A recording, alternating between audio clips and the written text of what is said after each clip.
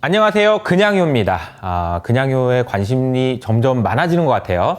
그래서 오늘 주제는 여러분들이 아주 중요하고 궁금해 하실 주제로 가져왔습니다. 바로 물가가 되겠는데요. 사실 이 물가는요, 주식시장에서는 2022년 이전에는 안 봤던 그런 지표였거든요.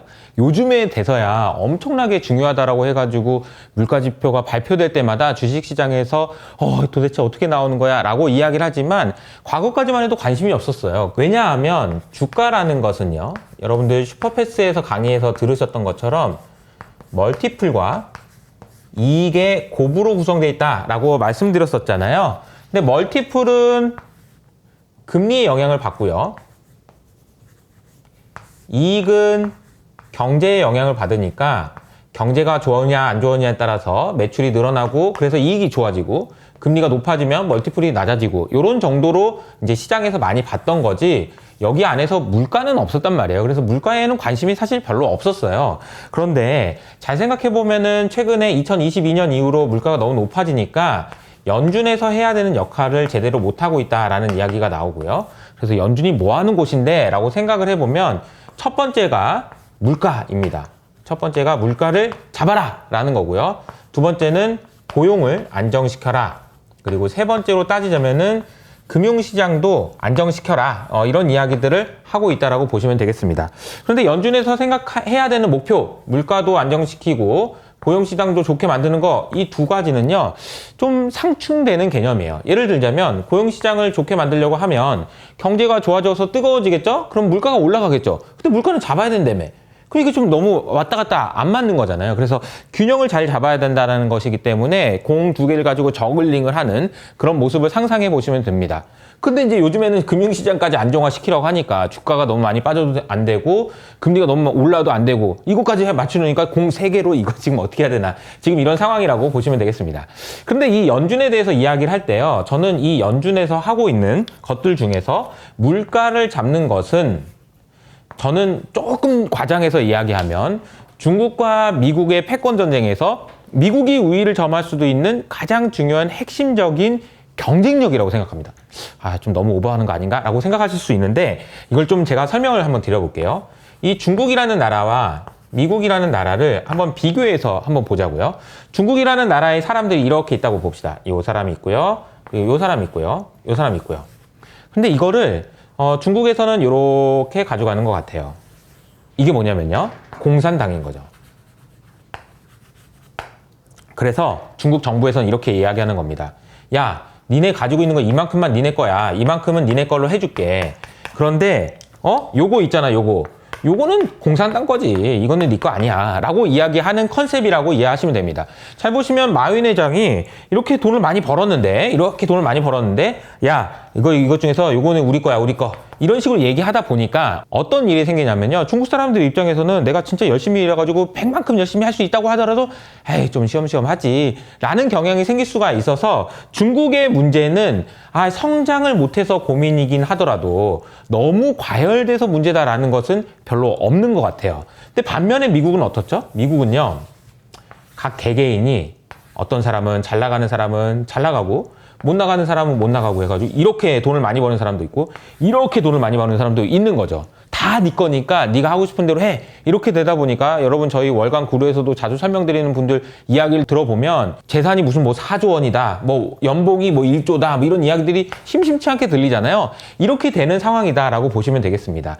그러니까 중국과 미국의 고민은 이런 거예요. 중국에서는 이게 경제 성장이 제대로 되는 것, 이게 중요하다라고 한다면 미국에서는 경제가 너무나도 빠르게 좋아질 때 이것을 누를 수 있는 누군가가 필요하다라는 거죠. 잘 생각해 보시면 어떤 커뮤니티든 어떤 나라든 어떤 마을이든 어떤 국가든 이 국가들은 계속해서 성장해야 됩니다. 저희 예를 들자면 HS 아카데미에서 운영하고 있는 클럽 H라는 모임이 있어요. 이 모임도 잘 생각해 보면 성장하기 위해서는 새로운 사람들이 계속 들어와야 돼요. 또 반대로 한편으로는 이 사람들이 갑자기 2배, 3배 많아지잖아요? 그럼 또 관리가 안 돼서 문제가 돼요. 그래서 그래서 반드시 필요한 것은 적당한 성장인 것 같습니다. 이것이야말로 지속 가능한 성장을 위해서 반드시 필요한 건데요. 이 적당한 성장을 위해서는 이렇게 과열되는 구간에서 진정해. 야, 그 정도 아니야. 그 정도 아니야. 라고 얘기해 줄 수 있는 누군가가 필요하고 그 누군가의 역할을 연준이 물가를 잡는 것을 통해서 한다라고 보시면 되겠습니다. 즉 다시 말하면 미국과 중국의 가장 큰 차이점에서 미국이 가지고 있는 아킬레스건은 어쩌면 너무 지나치게 흥분할 수도 있는 것을 누를 수 있는 무엇인가라고 보시면 되겠습니다. 비유하자면 이런 거죠. 친구들끼리 이제 술을 먹다가 야, 2차 가자, 3차 가자 라고 할 때 누군가는 야, 그만하자 라고 얘기해 줄 수 있는 누군가. 그래야 집에 가서 이제 와이프한테 혼 안 나잖아요. 그런 거랑 비슷한 거라고 생각하시면 되겠습니다. 그럼 두 번째는 이 물가와 관련돼서 최근 이슈가 되는 것이 하나 있는데 이걸 하나 설명을 드려볼게요. 최근 이슈는요. 요즘에는요. 포캐스트 한다고 하지 않고요. 나우캐스트 한다라는 말이 나오고 있어요. 이게 포캐스트는 예상한다라는 개념이잖아요. 예상, 예측 이런 개념인데 나우캐스트는 뭐죠? 지금이나 똑바로 하자 이런 이야기라고 보시면 되겠습니다. 파월 의장이 FOMC 회의 때마다 하는 얘기가 있습니다. 기자들이 뭘 물어봐요. 파월 의장님 금리 언제 내릴 거예요? 아, 그건요 다음 달 물가가 나오면 알려드릴게요. 다음 달 지표가 나오면 알려드릴게요. 다음 달 고용이 나오면 알려드릴게요. 맨날 이런 식이란 말이에요. 그러니까 사람들이 생각이 너무 답답한 거죠. 왜 지금 뭐 어떻게 하겠다는 걸 얘기를 안 해줘? 라고 이야기할 수 있는데 연준에서는 최근에 이슈가 요겁니다. 자, 우리 나우캐스팅 하자. 포캐스팅 하지 말자. 우리가 무슨 6개월 후에 어떻게 될지 어떻게 알겠니? 6개월 후를 예상해가지고 물가가 잡힐 거니까 미리 금리를 내리거나 혹은 6개월 후에 물가가 다시 올라갈 것 같으니까 금리를 올리거나 이런 거 하지 말자. 어차피 우리 6개월이 있다 모르잖아. 이거 우리 못해. 솔직하게 인정하자. 이거 못하니까 우리 나우캐스팅 하자. 지금이라도 잘 알자 라는 이야기가 나와서 요즘에 보면은 GDP도 GDP now, 인플레이션도 인플레이션 now라고 해가지고 지금 현재를 아는 것을 집중하고 있다는 것이 한 가지 이슈라고 보시면 되겠습니다. 근데 이제 이렇게 되면요. 어떤 의미가 되냐면요. 나우캐스팅을 하게 되면은 이런 개념이에요. 파월이 다음 달까지만 이렇게 보고 가는 거예요. 다음 달까지 보고 가도 되네. 건너자. 그 다음 달까지 오케이. 그러면 건너자. 이렇게 갈 수 있다는 거죠. 그러니까 굉장히 베이비 스텝으로 데이터를 확인하면서 가니까 크게 문제가 될 것이 없어요. 문제가 될 것이 없습니다. 이렇게 잘 갈 수 있다라는 거죠. 근데 포캐스팅을 하게 되면은 야 6개월 후에 야 물가 낮아질 거니까 금리 올려라고 했다가 아이고 아니네 아이고 했다가 아이고 맞네 아이고 이런 식으로 될 수 있다라는 것이 장단점이라고 볼 수 있을 텐데 여기서 이제 이 나우캐스팅의 제가 생각할 때 이제 가장 큰 문제는 이렇게 가고 있는데 가다가 여기 바로 낭떠러지가 있는 걸 못 보고 이렇게 될 수 있다라는 거죠. 이렇게 되는 줄 알았는데 아이고 이렇게 될 수 있다라는 우려가 있다라는 점이 있긴 한데요. 이 포캐스팅을 하는 게 맞냐 나우캐스팅을 하는 게 맞냐 요거는 지금 현재 연준 내에서 가장 뜨거운 화두라고 보시면 되겠습니다. 자, 우리가 또 한 가지 생각해야 되는 것은 물가 이야기를 할 때마다 나오는 얘기가 있어요. CPI라는 말이 있고요. 그리고 PC라는 얘기도 있습니다. 이게 도대체 무슨 말이냐. 이번 기회에 완전 확실하게 정리를 하고 가자고요. 자, 우선은 CPI랑 PC, 그 전에 물가라는 것이 무엇인가 라는 것을 생각해 보면 물가는요, 프라이스입니다. 그러니까 프라이스는 물건의 가격이죠. 물건의 가격들이라고 하면은 물가라고 볼 수 있는데 쉽게 말하면은 여러분 살림살이 좀 어때요? 요즘에 좀 뭐 장바구니 물가 좀 어떻습니까? 어때요? 좀 뭐 물건 좀 살 때 너무 비싸거나 그렇게 힘들지 않아요? 괜찮아요? 살림살이 괜찮아요? 라는 질문에 대한 대답이라고 보시면 되는데 한번 생각해 보세요. 이거 계산을 어떻게 해야 돼요? CPI? PC? 이거 어떻게 계산하는 거야? 라고 생각할 수 있는데 CPI는요. 한국말로 바꾸면은 소비자 물가입니다. 사람들이 물건을 살 때 뭐 분필은 얼마지? 커피는 얼마지? 밥은 얼마지? 라는 식으로 해서 그 항목별로 따라다니면서 이거 물가격이 이렇게 많이 올랐네? 커피 가격이 이렇게 올랐네? 돼지고기 가격은 왜 이렇게 올랐어? 라고 계산하는 방식을 소비자 물가라고 하고요. 그리고 PC라는 것은 뭐냐면요. 개인 소비 지출이라고 되어 있는데 이거는 쉽게 말하면은 사람들이 돈을 어디다 얼마큼 쓰고 있는지를 계산한 다음에 이거 보니까 사람들이 돈을 더 많이 쓰고 있구나, 살림살이가 팍팍해졌구나 라는 것을 역산해서 계산하는 거라고 보시면 되겠습니다. 자, 그러면 제가 질문을 한번 해볼게요. 우선은 CPI하고 PCE 중에서 연준이 더 중요하게 생각하는 것은 무엇일까요? 연준은 PC라는 지표를 훨씬 더 중요하게 생각합니다. CPI보다 PC를 중요하게 생각하는 이유는 크게 보면 두 가지가 있는데요. 첫 번째로는 대표성이 더 높기 때문입니다. 왜 그러냐면요. CPI 같은 경우에는요. 개인들이 돈을 내는 거 말고 혹은 정부에서 부담해 주는 것들도 있을 수 있잖아요. 예를 들자면은 병원에 가서 병원비를 내는데 의료보험을 또 내줘. 막 이런 것들 있잖아요. 이런 걸 항목을 안 들어가요. 그런데 PC 같은 경우는 그런 부분들까지 다 계산하기 때문에 실질적인 물가의 지표다라는 장점. 두 번째로는 유연성입니다. 유연성이 무슨 말이지? 라고 생각하실 수가 있는데 예를 들자면 이런 거예요. 코로나 이전에는 사람들이 여행을 많이 갔잖아요. 근데 코로나 기간에는 여행을 아무도 안 갔죠. 그렇다면은 여행 비용이라는 것은 우리가 실제로 느끼는 물가에 영향을 줄까요, 안 줄까요? 코로나 당시에는요, 뭐 비행기 가격이 얼마나 오르든지 나한테 아무 상관이 없어요. 왜냐면 여행 못 가니까. 그런 의미라고 볼 수 있다는 거죠. 그래서 CPI는 이런 항목들의 변화가 별로 없기 때문에 유연성이라는 측면에서 PC가 오히려 더 현재 사람들의 체감 물가를 잘 측정할 수 있는 지표로 알려져 있기 때문에 연준에서는 PC를 더 선호한다라고 정리할 수 있겠습니다. 그러면 또 한 가지 질문해 볼게요. 그러면 시장에서는 이 둘 중에 어떤 거를 더 선호할까요? 라는 질문을 해보면 의외로 CPI를 더 선호합니다. 왜 CPI를 더 선호할까요? 답은 간단한데요. CPI는 이번 주 수요일 날 발표됩니다. 즉, 월 중에 발표가 되고요. PC는 월 말에 발표됩니다. 이렇다 보니까 시장에서는 하루라도 더 빨리 알고 싶은 거죠. 하루라도 더 빨리 알고 이때 발표된 CPI랑 PC랑 큰 차이가 없기 때문에 시장에 관심이 집중된다라고 보시면 되겠습니다. 정리해보면 CPI는 항목별로 소비자들이 돈을 어디다 쓰는지를 계산하는 것이고요. PC는 개인들이 돈을 어디다 쓰는지를 통해서 계산하는 거다. 그런데 연준에서는 PC를 더 중요하게 생각하는데 시장에서는 이게 더 빨리 나오기 때문에 CPI를 중요하게 생각한다 라고 정리하고 넘어가겠습니다. 그쵸. 자, 이제부터는 진짜 이번 주 수요일 날 발표되는 CPI에 대한 전망인데요. 얼마 전에 SC 스탠차 은행에서 CPI가 이번에 급락할 것 같습니다. 라는 전망을 내놨거든요.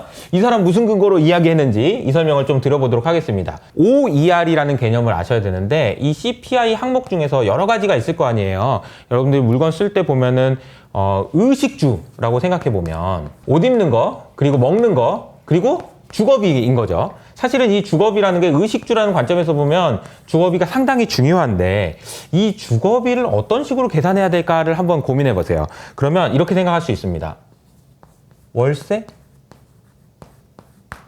그쵸. 월세로 계산할 수 있죠. 그런데 만약에 집이 있는 사람은 어떻게 해야 될까요?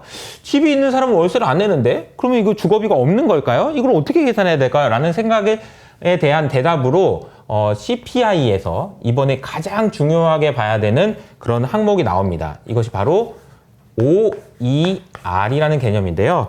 OER 좀 복잡하긴 한데 이걸 쉽게 말씀드리면 이런 겁니다. 집주인에게 이렇게 물어보는 거예요. 지금 당신이 살고 있는 집에 월세 얼마? 이 질문에 대한 대답이 OER이라고 보시면 되겠습니다. 즉, 집주인이 생각할 때, 자, 지금 당신이 살고 있는 집에 대해서 월세로 받는다면 얼마를 받고 싶니? 라는 질문에 대한 대답이라고 정리하면 되겠습니다. 자, 그러면 예를 들어 보겠습니다. 한 10억짜리 집을 가지고 있는 사람이라고 생각해보죠. 그 집에 살고 있어요. 그러면 그 집에 살고 있는데 만약에 월세로 준다면 얼마로 주고 싶으세요? 라는 질문을 해본다고 해보죠. 그럼 요즘에 이제 1억당 40만 원 정도 하더라고요. 그러면 월세는 한 400만 원 정도 되겠네요. 이렇게 이야기를 하는데 문제는 뭐냐면은 옆집 말고 저 멀리 있는 집이 8억에 거래된 거죠. 그러면 사실은 이거를 8억에 320만 원이라고 대답을 해야 되는데 이 집주인 입장에서는 아니 어차피 저 멀리 있는 집이고 우리 옆집은 거래 안 됐어. 그래서 나는 우리 집은 10억이라고 생각하는데? 라고 하면서 물어보는 질문에 대해서 나 400만 원 그대로인데? 라고 대답한다는 거죠. 아무리 봐도 실제로 옆집에서 임대료 해가지고 렌트비 내고 월세 내는 사람들은 320만 원에 내는 사람들도 있는데 이 집주인 입장에서는 나 아직도 10억인데? 라고 하면서 400만 원을 계속 고수하고 있다는 겁니다.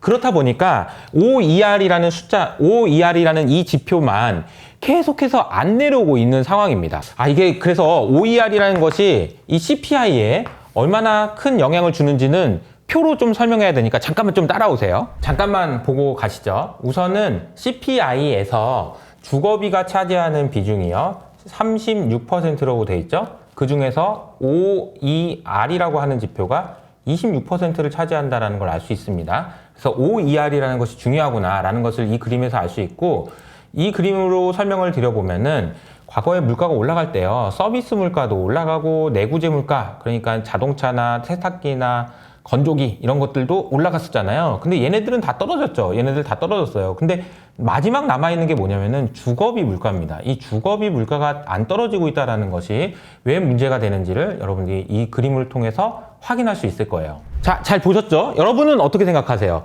지금 아무래도 집값은 떨어졌는데 이것을 10억이라고 고수하면서 400만 원이라고 이야기하는 것이, 그리고 그것을 OER이라고 해서 CPI에게 넣는 것이 이게 맞는 걸까요? 과연 이거는 떨어질까요? 높아질까요? 라는 생각을 해보면 파월 의장이 왜 그렇게 물가가 떨어질 거라고 자신했는지가 조금 이해가 됩니다. 그 사람들이 이제 집주인들이 400만 원이 아니고 320만 원일 것 같아요 라고 대답만 해주면 물가가 낮아질 수 있다라는 거죠. 그래서 이번에 발표되는 CPI의 핵심은 OER, 이 값이 어떻게 변화하느냐, 드디어 내려오느냐 아니냐가 가장 중요한 관전 포인트라고 보시면 되겠습니다. 결론을 말씀드려 볼게요. 몇 가지 이번 CPI에서 중요한 핵심 포인트는, 일단 CPI가 제 생각에 좀 낮게 나올 가능성이 높다라고 생각합니다. 이렇게 되면 뭐 주식시장에도 좋겠죠. 좋은 영향을 줄 수 있을 거라고 생각을 합니다. 근데 만약에 혹시라도 OER이라는 지표가 아직 떨어지지 않아서 CPI가 높게 나오더라도 시장에서는 괜찮아 라 얘기할 수 있을 것 같아요. 왜냐하면 유가인데요. 이번에 발표되는 CPI는 4월달 물가거든요. 근데 이제 4월달에 유가가 좀 높은 수준이었다면 5월달의 물가는 좀 낮아졌기 때문에 제 생각에는 유가를 핑계로 혹시라도 CPI가 높게 나오더라도 괜찮아를 얘기하지 않을까라는 생각입니다. 세 번째로는 제가 늘 말씀드리는 것처럼 중국의 제조업의 문제, 그리고 강달러의 문제 등등을 생각해 보면 결과적으로는 물가가 잡히겠죠 라는 생각을 할 수 있다는 거죠. 만에 하나 유가가 안 잡혔을 때 어떻게 해야 되는지를 생각하긴 해야 되지만 물가는 잡힐 수 있을 거다라고 기대하면서 투자하시는 것이 맞다라고 저는 생각하고 있습니다. 그럼 CPI는 이 정도면 충분한 것 같은데요? 네, 그쵸? 이제 CPI, PC 무슨 의미인지 다 아셨죠? 그리고 연준이 물가를 잡는다는 것이 어떤 의미가 있는지도 다 이해를 하셨을 거라고 생각합니다. 그래서 이제 옛날처럼 이제 물가 좀 그만 보는 날이 빨리 왔으면 좋겠네요.